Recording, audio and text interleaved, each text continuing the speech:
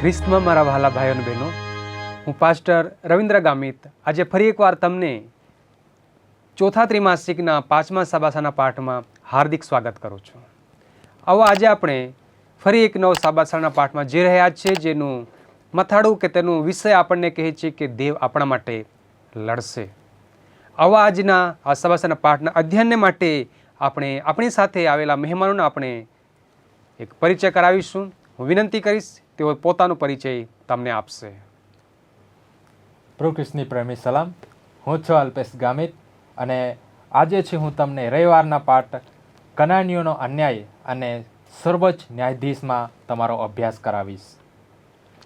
પ્રભુ શ્રી કૃષ્ણના નામમાં આપ સૌને પ્રેમી સલામ. હું છું પાસ્ટર ઈસુફ ગામિત. હું મંગળવારનો પાઠ અને બુધવારનો પાઠ જે જણાવે છે કે નિકાલ કે વિનાશ કે પછી સ્વતંત્ર પસંદગી.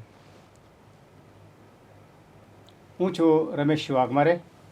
મારો આજનો જે વિષય છે તે છે શાંતિનો રાજકુમાર.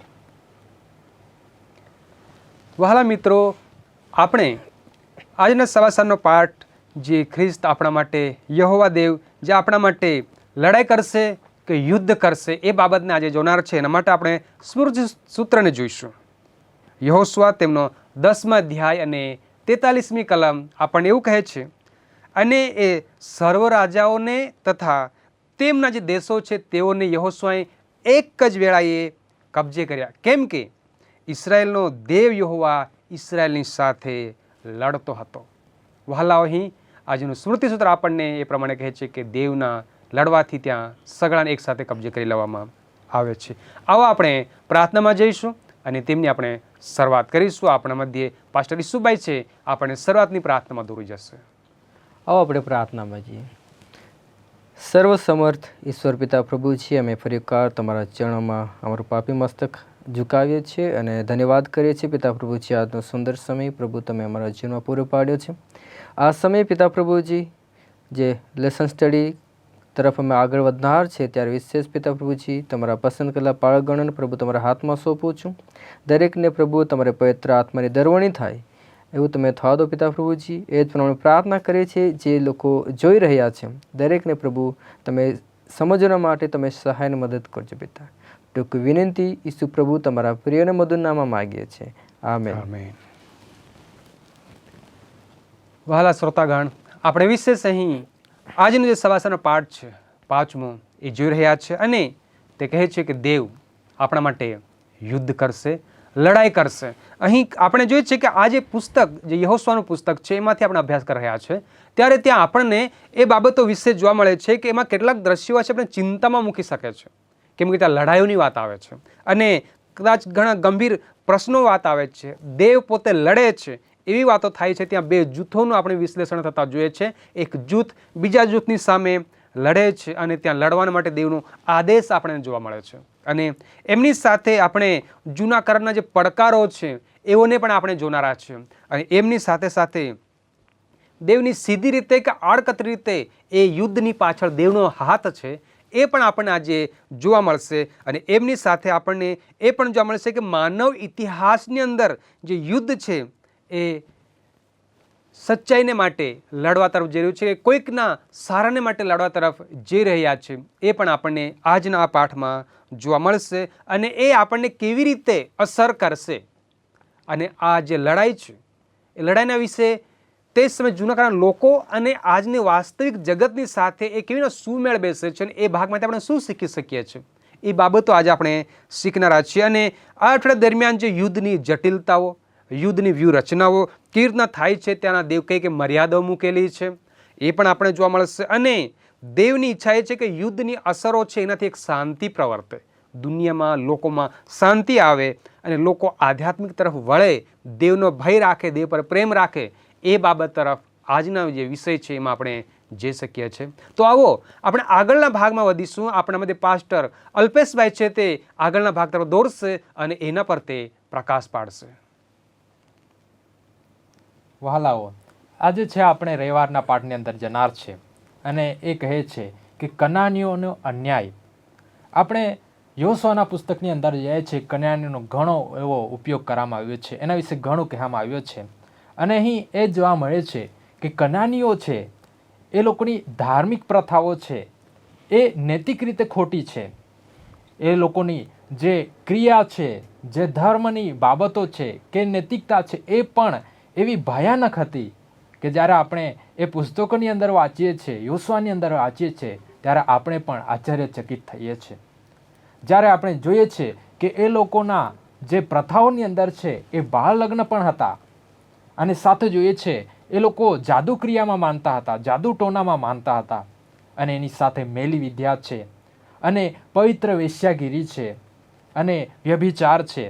આવી કેટલીક બાબતો હતી જે અન્યાય રીતે, એક નૈતિક રીતે ખોટી હતી. એક સામાન્ય સમાજની અંદર આ બાબતો ન હોવી જોઈએ. અને એટલા માટે છે એ લોકોના જે દેવી દેવતા પણ હતા કનાનીઓના, એ જે દેવી દેવતા હતા એ પણ એવા જ હતા. એ લોકોનો જે પ્રજનન શક્તિ છે, પ્રકૃતિની વિરુદ્ધ હતું. આવી બધી એ લોકો પૂજા કરતા હતા. અને એટલા માટે જ છે જે ઇઝરાયેલ લોકોને છે એ કનાનીઓ પર વિજય આપવા માટે યુદ્ધ લડે છે. અને એનું કારણ એ જ છે કે એ લોકોની નૈતિકતા ખોટી હતી. આપણે જોઈએ છીએ કે ત્યાં કહે છે કે દેવે ઇઝરાયલને કનાનની જમીન આપવાનું નક્કી કર્યું, કારણ કે કનાનીઓ અન્યાય અને નૈતિકતા પર ઊભા રહી શક્યા ન હતા. અને એટલા જ માટે છે એ લોકોને એક અવસર પણ આપવામાં આવ્યો હતો કે જ્યારે લોકોને કનાનીઓને છે એ સાંભળવામાં આવે છે કે ઇઝરાયલ લોકો છે હવે આ બાજુ આવે છે, ત્યારે એ લોકોએ છે પસ્તાવો કરવાનો હતો, પાપ છોડવાનો હતો. એના બદલા એ લોકો શું કરે છે? પોતપોતાના શહેરાના દરવાજો બંધ કરવા લાગે છે. એ લોકો જે જાસૂસો આવે છે એ લોકોને પણ મારવા દોરે છે. જે કોઈ એ ઇઝરાયલ પુત્રને સાંભળવામાં આવે છે એ લોકો સાથે યુદ્ધ કરવામાં તત્પર થઈ જાય છે, પરંતુ પસ્તાવો કરતા નથી, પરંતુ એ લોકો પાપ પણ છોડતા નથી. અને એટલા માટે છે દેવનો જે ન્યાય છે એ લોકો પર આવે છે. દેવનું માર્ગદર્શન હેઠળ ઇઝરાયલ લોકો છે એ જમીન પ્રાપ્ત કરે છે. અને એ શું બતાવે છે કે ત્યાં છે દેવ ન્યાય કરે છે. અને આ પ્રણાલી છે એ સાચી છે. અને એમાં જોઈએ છે કે કનાનીઓના જે કામ હતા એ ભયાનક અને નૈતિક રીતે ખોટા હતા, એ આપણે જોયું. અને ઇઝરાયલનો જે કનાન પરનો નિર્ણય દેવે એ લોકોના હાથની અંદર સોંપ્યો, યુદ્ધ કરીને કનાનીઓને એને સોંપ્યો, આ દેવની ન્યાયી યોજના હતી. એમાં કશું પણ પક્ષપાત ન હતું. અને કનાનીઓને તક તો આપવામાં આવી હતી, છતાં પણ એ લોકો શું કરે છે? પાપી જે પ્રથાઓ હતી, પાપી જે એ લોકોનું જીવન હતું એ છોડતા નથી, અને એમાં નિષ્ફળતા જાય છે. અને એટલા માટે છે દેવનો ન્યાયાધીશ આવે છે, એટલે કે સર્વોચ્ચ ન્યાયાધીશ બનીને હવે છે એ લોકોનો ન્યાય કરે છે. દેવનો નૈતિક સ્વભાવ છે એ પવિત્ર છે, ન્યાયી છે. એ અન્યાયને સહન કરતો નથી, એ પાપને સહન કરતો નથી. આપણે રોમીનો પત્ર 6 અધ્યાય અને 23મી કલમ જ્યારે વાંચીએ છીએ ત્યાં કહે છે કે જે મરણ છે એના પહેલાં કહે છે કે પાપનો મુસારો છે એ મરણ છે. એટલે કે જો અન્યાય કરતો જાય છે, એ પાપથી પસ્તાવો કરતો નથી, તો એનું મરણ ચોક્કસ છે. એટલે કે એનો ન્યાય ચોક્કસ આવવાનો છે. અને હંમેશા દેવ છે એ ન્યાય કરવામાં પ્રતિબદ્ધ છે. એ ઇઝરાયલના પવિત્ર યુદ્ધોમાં ભાગ લે છે. અને ત્યારે એ ઇઝરાયલ લોકો પોતાના માટે નહીં, પરંતુ દેવના એક ન્યાય પ્રણાલી તરીકે એક ન્યાય અને શાંતિ છે એ સ્થાપન કરવા માટે છે એ ઇઝરાયલો લડે છે. અને એ દેવ સાથે રહીને લડે છે. દેવ એક ન્યાયાધીશ અને સાથે યોદ્ધા તરીકે પણ કામ કરે છે, એ આપણે જોયું. અને જે ન્યાયાધીશ તરીકે જ્યારે એ વર્તે છે ત્યારે એમાં કોઈ પણ પક્ષપાત રહેતો નથી, અણપક્ષપાતી છે. એમાં કોઈ પણ જાતનું કોઈક માટે સારું કે કોઈના માટે ભલા નથી, પરંતુ એ જો વ્યક્તિ છે ન્યાયી છે તો એના માટે ન્યાય છે, પરંતુ અન્યાયી છે તો એના માટે શું છે? એના માટે મરણ છે.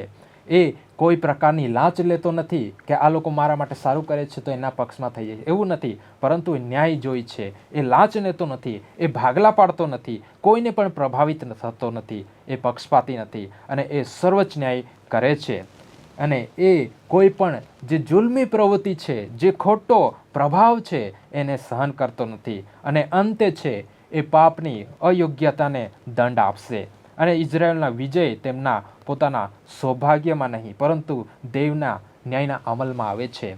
જ્યારે આ ન્યાય આપણા પર પણ આવી શકે છે વહાલાઓ. આપણે વિચાર કરીએ, આપણા જીવનને વિચાર કરી લઈએ કે આપણે આપણું જીવન કેવી રીતના જીવી રહ્યા છીએ. જો આપણે પણ પસ્તાવો કરીએ, આપણે પણ ન્યાયમાં ચાલીએ, તો આપણો સર્વોચ્ચ જે ન્યાયાધીશ છે એ આપણો સારો ન્યાય કરશે, નહીં તો આપણો પણ કનાનીઓ જેવો હાલ થશે. એટલા માટે આજના વચનો થકી આપણે શીખીએ છીએ કે દેવ છે, આપણો પરમેશ્વર છે, પ્રભુ છે, એ પવિત્ર છે, એ પાપને સહન કરતો નથી. પરંતુ પાપી છે એ જ્યારે વધી જાય છે, આપણામાં પાપ જ્યારે વધી જાય છે, સમાજની અંદર જ્યારે પાપ વધી જાય છે, ત્યારે એ યુદ્ધની યોજના કરે છે. અને યુદ્ધની યોજનામાં છે એ ન્યાય કરે છે અને શાંતિ સ્થાપિત કરે છે. જેમ ઇઝરાયેલો છે પવિત્ર યુદ્ધમાં ભાગ લઈને દેવની જે ન્યાય પ્રણાલી છે એનું સ્થાપન કરે છે, અને એ પણ કોઈ પક્ષપાક્ષ વગર. અને દેવ છે એ જ્યારે ન્યાયાધીશ તરીકે વર્તે છે ત્યારે એ એક જ બાબત પર ટકી રહે છે અને એ બદલાતો નથી. પરંતુ એ યુદ્ધ અને ન્યાય દેવની કામગીરીમાં એક જ રીતે જોડાયેલા છે. એટલે કે એ યુદ્ધ કરે છે એ શા માટે? કેમ? કારણ કે ન્યાય કરવા માટે અને શાંતિ સ્થાપન કરવા માટે. પ્રભુ આપણો સર્વોચ્ચ ન્યાયાધીશ છે. આમેન. વહાલાઓ, આપણે જોઈ ગયા છે કે દેવ યુદ્ધ કરે છે, અને વિશેષ આપણે એ પણ જોઈ ગયા છે કે યુદ્ધનું કારણ શું છે. અગર જો અનૈતિકતા વધી જશે, પાપ અન્યાય વધી જશે, સ્વાભાવિક છે એને ફરીથી સુશાસન વ્યવસ્થામાં લાવવું પડશે. અને દેવ એ માટે જ લડે છે કેમ કે કનાનીઓની હદ વધી ચૂકી હતી. આવો આપણે આગળના ભાગમાં વધીએ કે દેવ આપણને કેવી રીતે મદદ કરે છે અને દેવ લડે છે કેમ, એનું આગળના ભાગ આપણે જોઈશું. ઓકે, સારું. આ સમયે આપણે મંગળવારના પાઠની અંદર આપણે જોઈશું. મંગળવારના પાઠની અંદર જે શીર્ષક છે કે નિકાલ કે વિનાશ, કે પ્રભુ પરમેશ્વર કનાનીઓનો નિકાલ કરવા માગતા હતા કે સમગ્ર એ લોકોનો વિનાશ કરવા માંગતા હતા. કેમ કે અહીંયા આપણને જોવા મળે છે કે વિજયનો હેતુ શું હતો, કે વિનાશની એ હદ ક્યાં સુધી દેવે ઠરાવી છે એ આપણે જોનાર છે.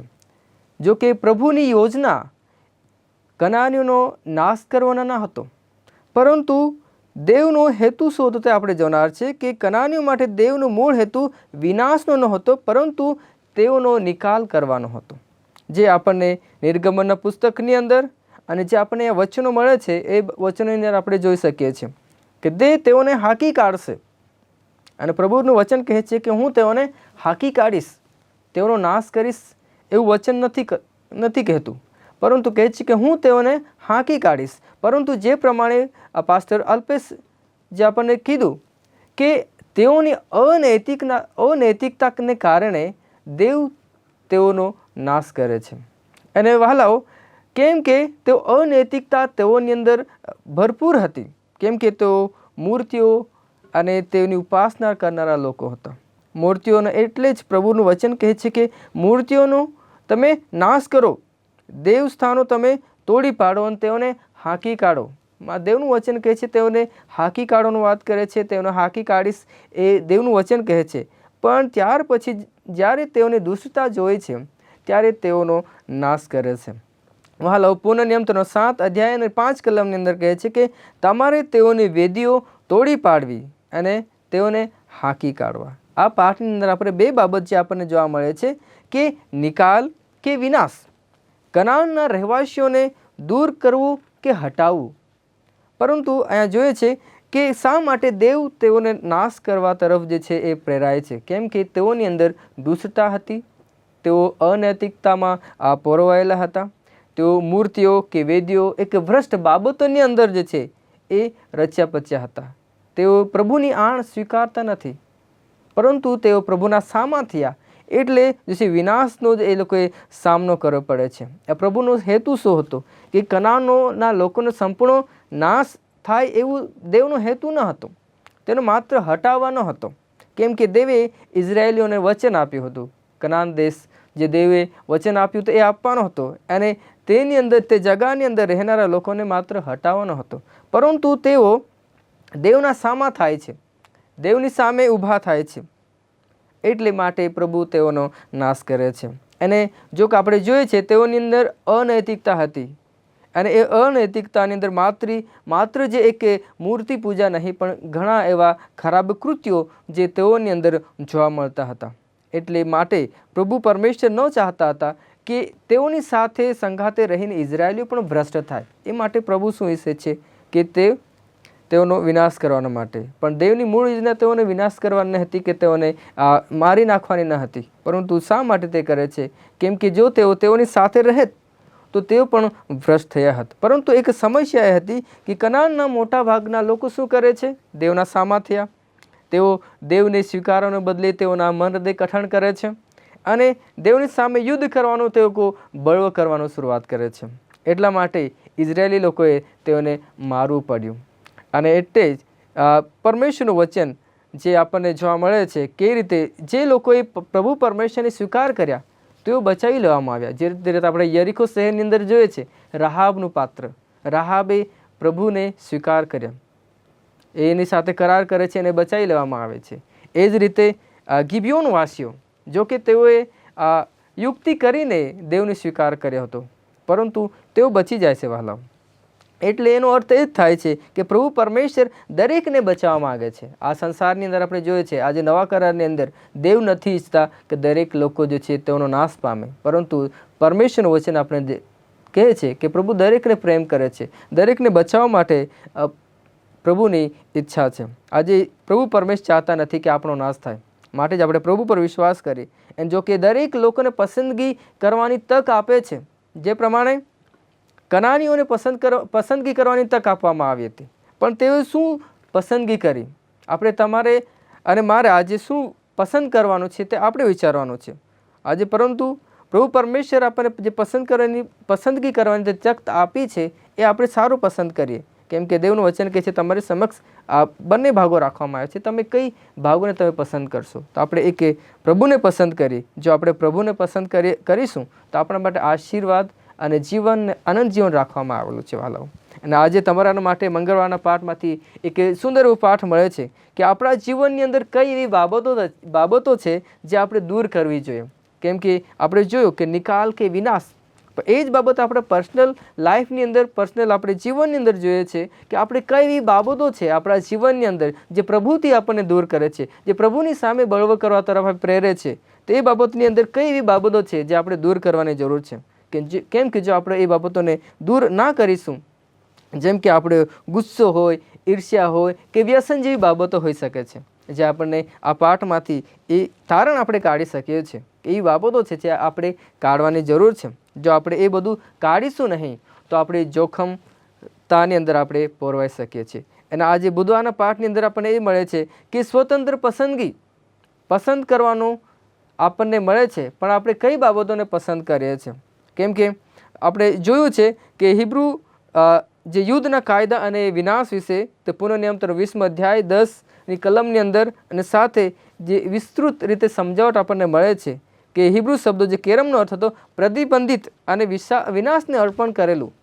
એવા પણ વ્યક્તિઓ હતા જે કનાનના લોકો હતા, જે ગિબિયોન વાસીઓ હતા, કે પછી યરીખોની જે આપણે જોયું છે એક સ્ત્રીને વિશે આપણે જોયું કે એ બચાવી લેવામાં આવી હતી. અને એ જ પ્રમાણે આપણે જોઈએ છે કે એ લોકોએ સારી પસંદગી કરી, એ લોકો બચી જાય છે. એ કે આટલા જ માટે પ્રભુને સામે જે લોકો બળવો કરે છે તે લોકોનો નાશ થયો. જે લોકોએ પ્રભુને સ્વીકારી લીધા, જેમ કે રાહાબ અને ગિબિયોન વાસીઓ, તે લોકો બચી જાય છે. આજે દુનિયામાં કોઈ પણ તટસ્થ વ્યક્તિ નથી, પણ દરેક કોઈ પ્રભુની તરફ છે અને કોઈ પ્રભુની અગેન્સ્ટમાં છે, પ્રભુને સામે વિરોધ છે. પણ જેઓ પ્રભુની તરફ છે તેઓને આશીર્વાદ મળે છે, અનંત જીવન મળે છે.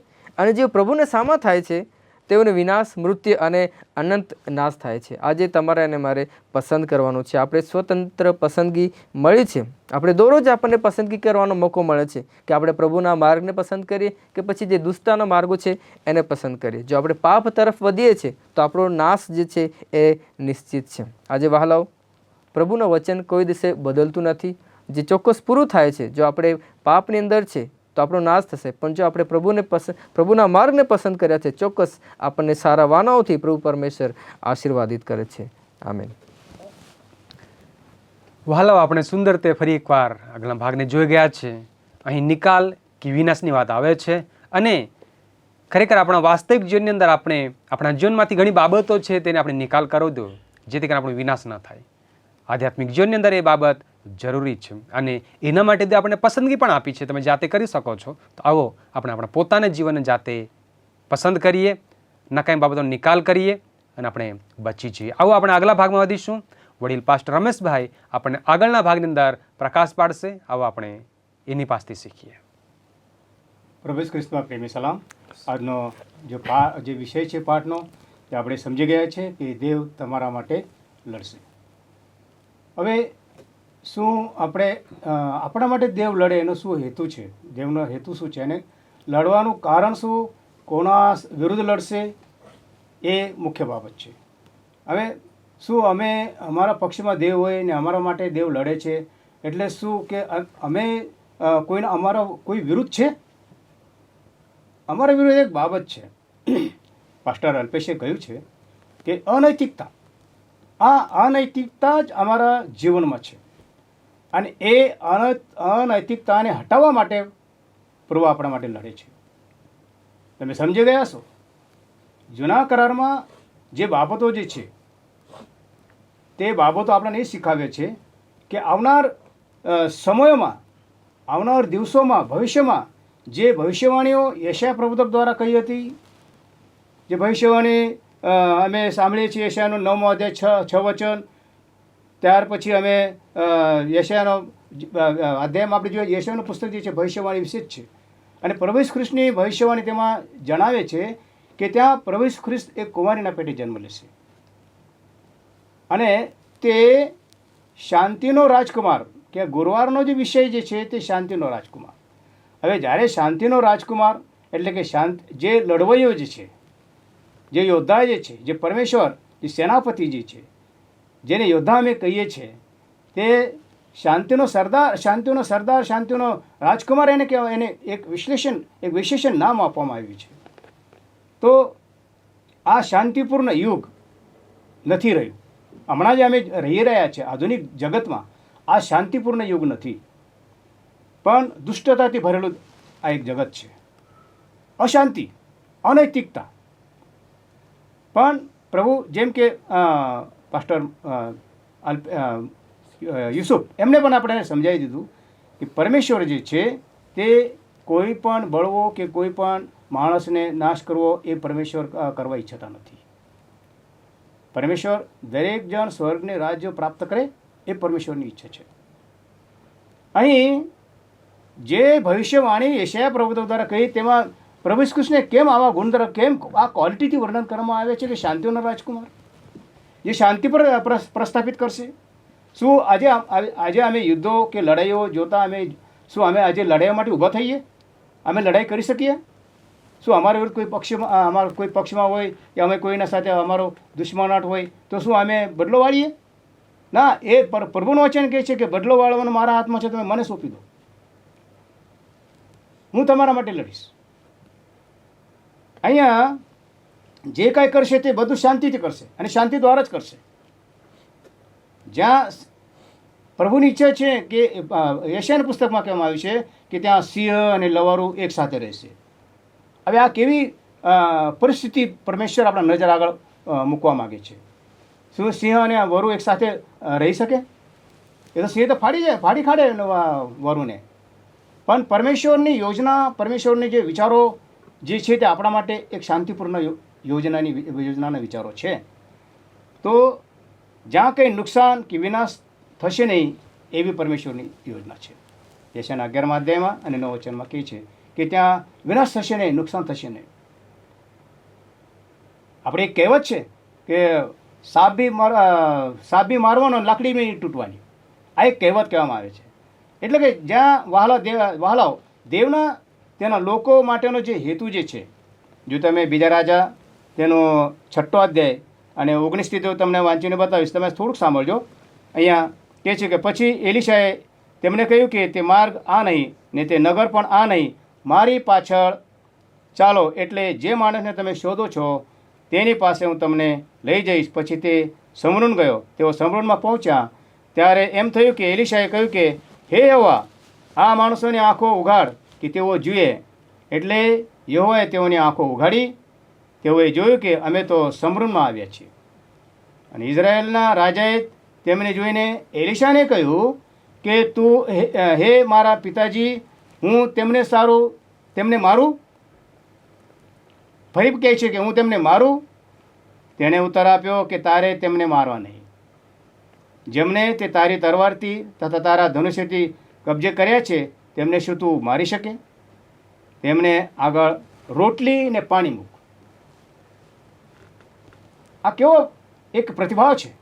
આ કેવો એક ભાઈચારાના પ્રતિ આપણાને વચનો બતાવે છે. દુશ્મનો પ્રત્યે પ્રેમ, દુશ્મનો પ્રત્યે લાગણી. ઉલટા અમે દેવ અમારી સામે લડવા માટે તૈયાર છે. અમે દેવ પર બધું છોડી દેવા જોઈએ. દેવ અમારી સાથે છે. અહીંયા આરામી વિરુદ્ધ લડાઈની તો નહીં, પણ માનવતાના વિશે વાત કરે છે.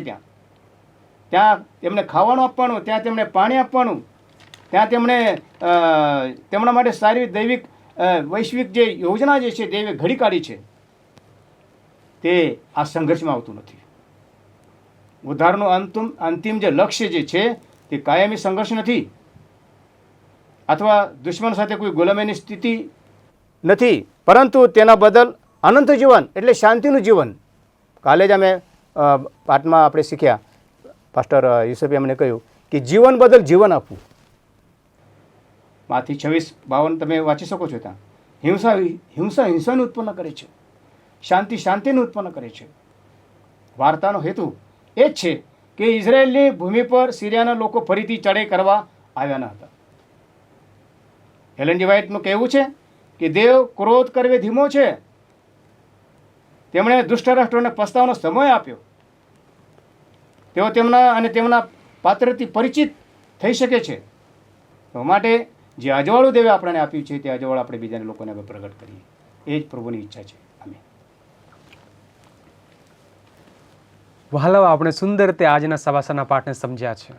અને ખ્રિસ્ત એ રાજકુમાર છે, પણ શાંતિનો રાજકુમાર છે. આપણે જોઈ ગયા એના અલગ અલગ રૂપ જોઈ ગયા છે. લડાઈ થઈ, લડાઈમાં પોતે એક સેનાપતિ બને છે. આપણે જોઈએ છીએ કે એ લડાઈના દરમિયાન પસંદગી આપે છે.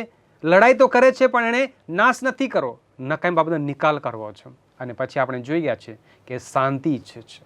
વહાલા, દેવ પોતે લડે છે, એ શાંતિ સ્થાપન કરવા માટે લડે છે. આવો આજનો સવાસાનો પાઠ સુંદર આપણે શીખ્યા છે. એના માટે દેવ પિતાનો આપણે આભાર માનીશું. અને હું વિશેષ મહેમાનગણનો આભાર માનીશ કે તે આપણે સરળતામાં સારી રીતે સમજાવ્યા છે. તમે જોનારા હું તમને વિનંતી કરીશ, આ વિડીયોને તમે લાઇક કરો અને આ વિડીયોને તમે બીજાને શેર કરો, પણ સબસ્ક્રાઈબ કરવાનું તમે ભૂલશો નહીં અને બેલ આઇકનને પણ દબાવવાનું ભૂલશો નહીં. આવો આપણે વિશેષ જો તમારી કોઈ પ્રતિક્રિયા છે તો એ પ્રતિક્રિયાને તમે કોમેન્ટ બોક્સમાં લખો, કે જ્યાં એને તમે લખશો ત્યાં અમે એનો રિપ્લાય, એનો જવાબ તમને આપીશું.